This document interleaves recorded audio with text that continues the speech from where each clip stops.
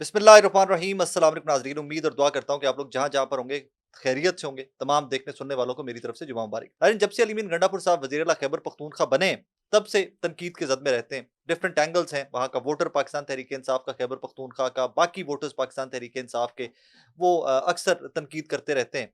लेकिन हैरानगी तब होती है कि जब कोई सियासतदान किसी सहाफ़ी के मुकाबले में खड़ा होकर कंपैरिज़न करना स्टार्ट कर दे और इल्ज़ामात लगाना स्टार्ट कर दे। जर्नलिस्ट का काम स्टोरीज़ लाना है, इन्वेस्टिगेट करना है, खबरें आप तक पहुँचाना है, उसको वेट करना है, उसके ऊपर आप उसकी तस्हीह कर सकते हैं, ऐड कर सकते हैं, लेकिन काउंटर इल्ज़ामात भी अब के आज के दिनों के अंदर तो सहाफ़ियों के ऊपर ज़्यादा लगते हैं। इमरान रियाज़ खान साहब और अली मीन गंडापुर साहब जो हैं, उनके भाई फैसल अमीन गंडापुर साहब जो हैं, वो आज आमने-सामने दिखाई दिए और बड़े अजीब से इल्ज़ामात, ऐसे इल्ज़ामात कि जो इमरान भाई की हिम्मत है कि फैसल भाई की तरफ से वो इल्ज़ामात लगने के बावजूद उन्होंने कोई उस किस्म का उतना वाज़े या उतना फैलाकर या उतने गुस्से से जवाब नहीं दिया उनको। मेरे जैसे किसी बंदे के ऊपर इतना बड़ा इल्ज़ाम लगता तो शायद मैं थोड़ा-सा डिफरेंट तरीके से रिएक्ट करता। वो तमाम स्टोरी जो है किस तरह डेवलप हुई है, वो आपके सामने इस व्लॉग में रखता हूँ। सेकेंडली, एक वीडियो आज मैंने आपसे कुछ देर पहले देखी है, मुझे बड़ी खुशी हुई वीडियो वीडियो देखकर। वो वीडियो या वो शख्स जो उस वीडियो के अंदर है, उनकी स्टोरी मैंने कवर की हुई है, इसलिए मुझे वो देखकर ज़्यादा खुशी हुई कि मैंने ब that that person is very close to my heart, and the reason is one kid. Ibad Farooq साहब 9th मई के बाद गिरफ्तार हुए और मैंने एक वीडियो उनकी तब भी एटीसी से भी बनाई थी, जिसमें उन्होंने कहा था कि जनाब इमरान खान के साथ खड़े हुए हैं। वो आज भी शायद वीडियो पीटीआई ऑफिशियल और उनके यूट्यूब चैनल्स पे सब जगह पे शायद पड़ी होगी, बहुत वायरल हुई थी वो वीडियो भी। इबाद फारूक साहब की तकरीबन 2 साल के बाद क्लियर फेस के साथ क्लियर विजुअल जो है, वो आज वायरल हुआ है। इबाद फारूक साहब के बेटे वाली जो सारी स्टोरी थी, मैं अस्पताल गया था, मैंने आपको याद होगा वो कवर की थी। दैट इज़ द रीज़न कि मियाँ इबाद फारूक साहब, उनकी family, they are close to my heart. मैंने वो पेन देखा हुआ है कि जिसको उन्होंने सफ़र किया when the baby died and all that. तो वो सारा कुछ मैंने देखा हुआ है, सो मुझे वो इबाद फारूक साहब की नई वीडियो देखकर बड़ी खुशी हुई। कल की वीडियो है, बेसिकली कल रिकॉर्ड हुई थी, कल उनको लाहौर कचहरी में पेश किया गया था, तब ये वीडियो रिकॉर्ड हुई है। मेरी इत्तला ये है कि कुछ और वीडियोज़ भी उनकी रिकॉर्ड की गई हैं। ये ज़रा वीडियो देखिए, फिर इसके ऊपर बात करते हैं। 9 जो मई है वो एक मनगढ़ंत स्टोरी है, ठीक है। और मैं इसको मस्ट ये कहूँगा, it's a long story which is never be able to understand. दूसरी बात ये है कि मैं अल्लाह ताला का बड़ा शुक्र अदा करता हूँ कि जिसने मुझे 2 साल जेल में रखा, ठीक है। और इस जेल में अल्लाह ताला ने मुझ पर वो कर्म किए जो मेरा ख्याल है किसी ना सियासतदान पे हुए, ना ही किसी बिजनेसमैन पे, ना ही किसी अच्छे शख्स पे। दूसरी बात ये है कि अल्लाह ताला का शुक्र है कि मैं सिर्फ एक आयत आपको पहले बताना चाहूँगा कि एक सूरह नाम की आयत नंबर 162 है। उसके अंदर अल्लाह ताला फरमाते हैं, कुल इन्ना सलाती व नुसुकी व महयाया व ममाती लिल्लाहि रब्बिल आलमीन।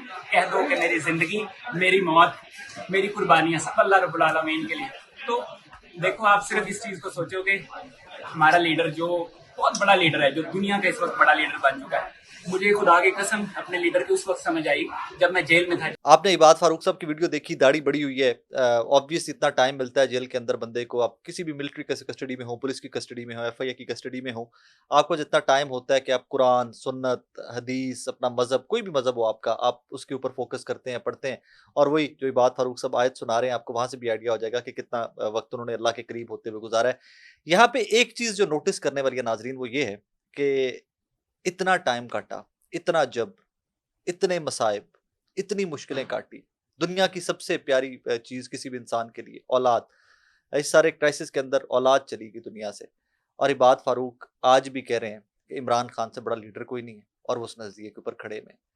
यहाँ पर एक चीज़ नोटिस करने वाली है कि जिन्होंने इमरान खान साहब का साथ छोड़ना था, जिन्होंने पर्क्स एन्जॉय किए, जिन्होंने इमरान खान साहब के नाम के ऊपर शोहरत पाई, नाम के ऊपर बहुत बड़े-बड़े ओहदे लिए, वो तमाम लोग 9th में से पहले ही छोड़ के चले गए थे, या जो कुछ जो बचे थे मौका परस्त से, वो 9th में के बाद छोड़ के चले गए थे। जिन्होंने नहीं छोड़ना था, वो सालों जेल काटने के बाद भी, मुश्किल से मुश्किल वक़्त काटने के बाद भी, बहुत बड़ी-बड़ी कुर्बानियाँ देने के बाद भी, आज भी इमरान खान साहब के साथ खड़े हैं। और उसकी सबसे बड़ी मिसाल इबाद फ़ारूक साहब की ये वीडियो है।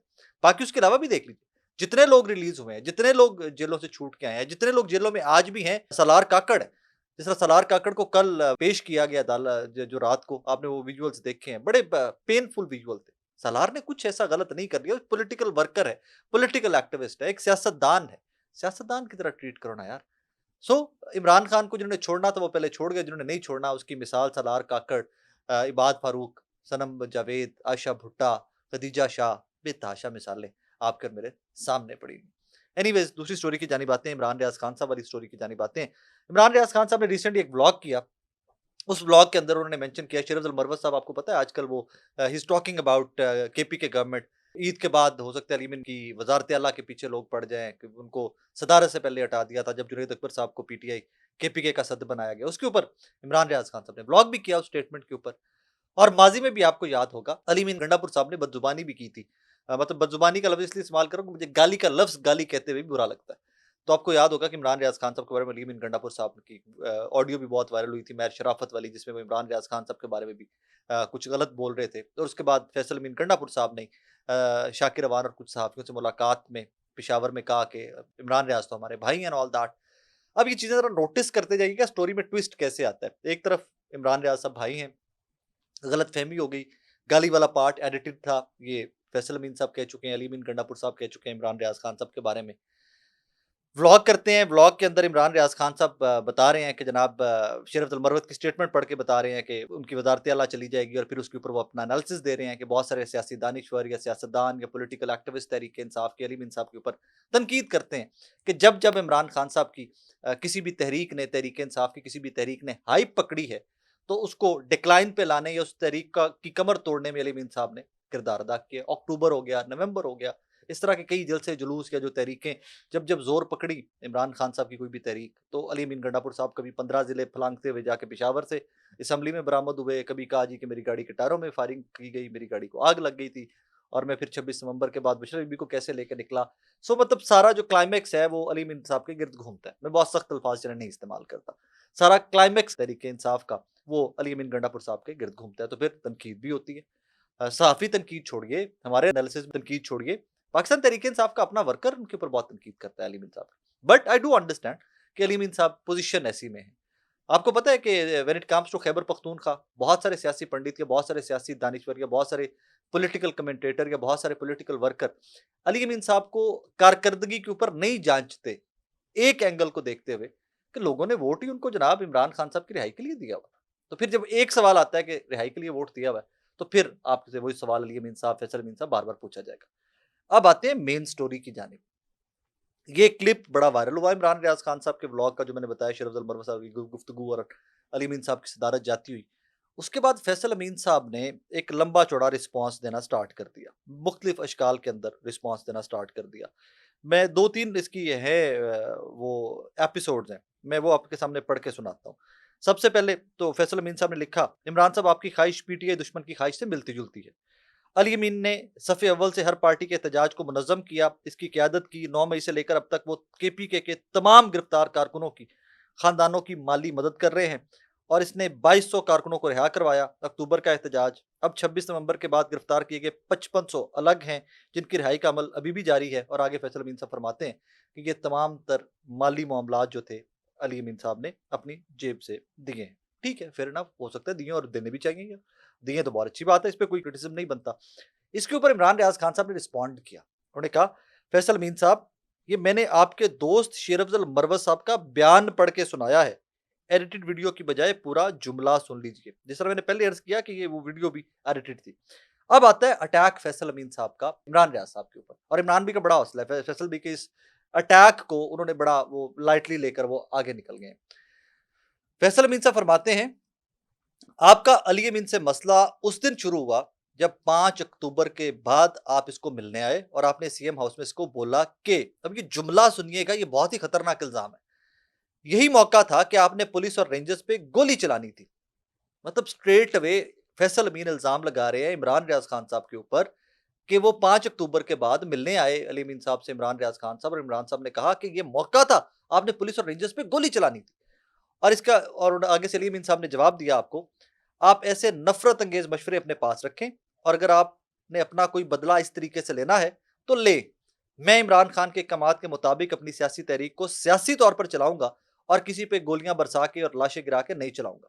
इसके बाद आपसे कहा गया कि इसके बाद आपका और मेरा खुदा हाफिज। 9 मई से पहले अली अमीन 53 एफआईआर, 9 मई के बाद आगे फिर वो अली अमीन साहब के ऊपर एफआईआर कितनी है उसकी वो डिटेल बता रहे हैं। अब इसका काउंटर इमरान रियाज खान साहब ने बड़ा हंसते मुस्कुराते ये किया कि जनाब इतनी हार्श गुफ्तगू आप अपनी तरफ से कोट कर रहे हैं, पहला सवाल तो ये बनता है, अक्टूबर में तो गोली नहीं चली थी, अक्टूबर में तो खैबर पख्तूनख्वा हाउस वाला सारा मामला हुआ, अली अमीन साहब गायब हो गए, वो अली अमीन साहब किसी टैंकी पे जाके लेट गए थे, छुप गए थे, फिर उसके बाद वो निकले, फिर वो पता नहीं वो ट्रेल से चढ़ते हुए किसी से यूं चढ़ते-चढ़ते पता नहीं कितने ज़िले क्रॉस करते हुए, फिर वो जा पेशावर असेंबली में, केपी के असेंबली में नमूदार हुए थे। एक चीज़। नंबर 2, जिस तरह की ये गुफ्तगू फैसल अमीन साहब अपनी ट्वीट में कोट कर रहे हैं, अगर इस तरह की गुफ्तगू हुई तो इमरान रियाज़ खान साहब कहते हैं कि वेरी सेम डे, इसी मुलाकात के बाद आप, आपका भाई, कुछ और लोग जो थे वहाँ पर, जिनका आप ज़िक्र इमरान रियाज़ खान साहब बाय नेम नहीं किया, मुझे गाड़ी टैक्सी ऑफ करने आए थे। मैं ये समझने से कासिर हूँ कि अगर आपकी इतनी हार्श नोट्स के ऊपर गुफ्तगू हो जाए, तो उसके बाद आप गाड़ी तक ऑफ करने कम से कम वज़ीर आला तो नहीं आएगा केपीके का। और फिर आपको याद होगा कि उस सारी स्टोरी के ऊपर बड़ा क्रिटिसिज़्म आया था, जो अली अमीन साहब ने सुनाई थी। व्लॉग्स में इमरान रियाज़ खान साहब ने भी वो स्टोरी सुनाई और इमरान रियाज़ खान साहब ने भी शायद कहा था at that time, I don't remember exactly, लेकिन आई थिंक उन्होंने भी कहा था कि कुछ झोल हैं स्टोरी के अंदर, लेकिन सिंस अली अमीन साहब का मौक़िफ़ है तो मैं बताऊँगा कि मुझे उन्होंने कहा कि यार मेरा ये मौक़िफ़ है, this is my side of story, तो मैं ये सुनाऊँगा। तब भी अक्टूबर में भी अली अमीन साहब के ऊपर बड़ी तनकीद हुई थी। मसला तनकीद का नहीं है, मसला कंपैरिज़न का है, सियासतदान और सहाफ़ी का कंपैरिज़न नहीं होता। आप लोगों के वोट लेकर आए हो, आप लाखों करोड़ों लोगों को जवाबदेह होते हो। हम सहाफ़ी अपनी क्रेडिबिलिटी पे जवाबदेह होते हैं। हम हमारा प्रोफ़ेशन है, this is what we do. हम इसका वो क्रेडिट नहीं लेते कि हम वोट लेके आए, हम वोट लेके नहीं आते। हम इदारों के मुलाज़िम हैं, ऑर्गनाइज़ेशंस हैं, ऑर्गनाइज़ेशनल स्ट्रक्चर्स हैं, उसके एक नॉर्म्स हैं, उसके क कवायद-ओ-ज़वाबित तय हैं जिनके थ्रू सहाफ़ी काम करते हैं अपनी इंडस्ट्री के अंदर। फैसल भाई को भी थोड़ा हाथ थोड़ा रखना चाहिए था, मेरे लिए बहुत काबिल एहतराम है दोनों। इमरान भाई भाइयों जैसे हैं, मेरे बिल्कुल बड़े भाई हैं, फैसल साहब से भी अच्छा ताल्लुक है, मेरे लिए बड़े काबिल एहतराम हैं। लेकिन इस तरह का, और मज़े की बात ये, मैंने इसके ऊपर पहले भी 1-2 दफ़ा बात करना चाहिए, लेकिन मैंने इग्नोर किया, मैंने कहा यार नहीं, इस चीज़ के ऊपर बहुत ज़्यादा हाइलाइट नहीं किया जाना चाहिए। मेहर शराफत साहब वाली जो ऑडियो लीक हुई, जिसमें अली अमीन गंडापुर साहब जो है, बड़ा बरसे इमरान रियाज़ खान साहब के ऊपर भी, तो उसके बाद भी इमरान रियाज़ खान साहब ने इसको रिस्पॉन्ड नहीं किया था, इग्नोर करते रहे, टोटली इग्नोर करते थे, क्योंकि मामला सेंसिटिव था। गालम-गलोच तक बात गई हुई थी, तो किसी भी ज़ी शऊर को, किसी भी शरीफ आदमी ने इसको रिस्पॉन्ड नहीं करना था। उन्होंने तब भी इग्नोर किया था। अब भी इमरान रियाज़ खान साहब ने सिर्फ इतना लिखा कि झूठे के ऊपर खुदा की लानत। अब जो भी झूठा है उसके ऊपर ऑब्वियसली झूठे के ऊपर खुदा की लानत। लेकिन अक्ल नहीं मानती कि जिस तरह की गुफ्तगू फैसल अमीन साहब ने रिलेट की है इमरान रियाज़ खान साहब से, मेरी अक्ल नहीं मानती। हो सकता है वो ठीक कह रहे हो सकता है कि उनके पास शवाहिद हो सकता है उनके पास कोई गवाह मौजूद हो, मेरी अक्ल नहीं मानती। कोई भी सहाफ़ी, कोई भी पाकिस्तानी किसी किस्म के भी जब्र से, ज़ुल्म से, फस्तायत से लड़ के निकला हो, वो कभी भी गोली चलाने की बात नहीं करेगा। यहाँ पर फैसल अमीन साहब ने इमरान रियाज़ खान साहब को और आदिल राजा साहब को, हैदर मेहदी साहब को एक लाइन में खड़ा करने की कोशिश की है। एक वर्किंग जर्नलिस्ट ने जिसने बहुत सारी कुर्बानियाँ दी हैं, उसमें और आदिल राजा साहब में और हैदर मेहदी साहब में फ़र्क रखिए खुदारा। ये 9 मई का दिन नहीं है कि जिस दिन आदिल राजा साहब लोगों के एड्रेस बता रहे थे, हैदर मेहदी साहब लोगों के एड्रेस बता रहे थे। इमरान रियाज़ खान का व्लॉग ट्वीट मैंने आज तक ऐसी नहीं देखी जिसमें वो इश्तिहाल क्यों दिला रहे हो। मैंने नहीं देखी, और इसमें कोई भी वर्किंग जर्नलिस्ट जिसकी कोई तरबियत हुई है सहाफ़त के अंदर, वो नहीं कर सकता। सो ये बहुत बड़ी एक मेरे नज़दीक ये बहुत बड़ा इल्ज़ाम है। Maybe in days to come ये दोनों इकट्ठे बैठें या कोई बंदा इनका राब्ता करवाए और ये बैठकर इसको सॉर्ट आउट करें। यूँ कह देना कि आपने गोली चलाने पे मजबूर किया था, समझ नहीं आता। अपना बहुत सारा ख्याल रखिएगा, दुआ में याद रखिएगा। अल्लाह हाफ़िज़।